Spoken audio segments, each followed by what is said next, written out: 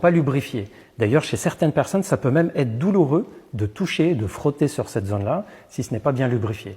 Donc, surtout quand c'est le début du rapport sexuel, on vérifie d'abord si c'est bien lubrifié, on touche en effleurant à peine, on fait des petites caresses douces et on peut se permettre de frotter de façon un peu plus forte une fois que c'est bien lubrifié. Et si ce n'est pas lubrifié, eh bien on lubrifie. Le lubrifiant le plus simple qui est toujours disponible, c'est la salive. Mais vous pouvez utiliser tous les lubrifiants dont vous avez envie, qu'ils soient des lubrifiants naturels, des lubrifiants parfumés ou n'importe quel lubrifiant que vous voulez.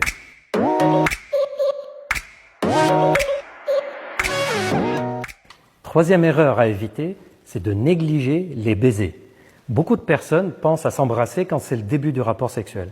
Puis un peu à la fois, au cours du rapport, on s'embrasse de moins en moins. Et c'est une erreur. Pourquoi ?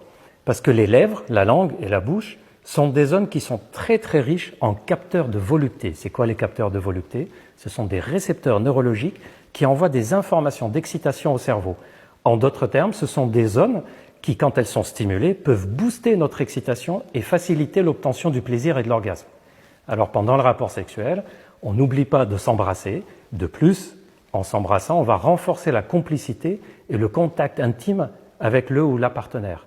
Donc on a tout intérêt à utiliser les baisers pendant les rapports sexuels, que ce soit pour augmenter notre propre plaisir, augmenter le plaisir de l'autre et en plus se sentir le plus proche possible.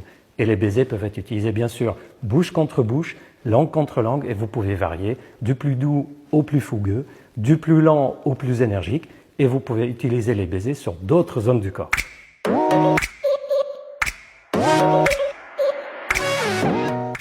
Quatrième erreur à éviter, c'est le fait d'appliquer une méthode bien précise.